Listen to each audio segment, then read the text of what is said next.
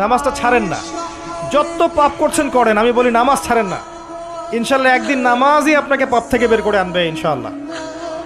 আর শয়তান আপনাকে হতাশ করতে চাইবে, শয়তান আপনাকে হতাশ করতে চাইবে যে তুই তো গার্লফ্রেন্ডের সাথে কথা বললি, রাতের বেলা পর্ন দেখলি, তুই তো ফ্রি মিক্সিংয়ে আছিস, তুই মাদকদ্রব্য খাচ্ছিস, তুই কাজে ফাঁকি মারিস, তুই ট্যাক্স আদায় করিস নাই, দুর্নীতি করছিস, তুই আবার নামাজ পড়বি কেন? শয়তান আপনাকে এগুলো বোঝাবে কিন্তু যে নামাজ তো আমার শোভা পায় না, আমি তো অনেক পাপী মানুষ। এই ধোকায় পা দিবেন না।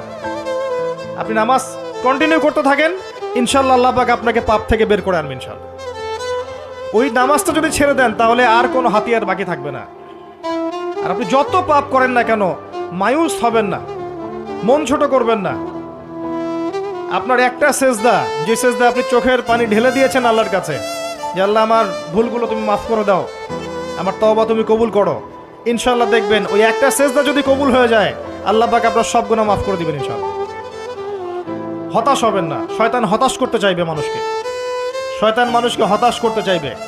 এমনকি আপনার যদি পাহাড়ের পরিমাণ ঋণ থাকে, ওই ঋণ শোধ করার ব্যবস্থা আল্লাহ পাক করে দিবেন ইনশাআল্লাহ তাআলা।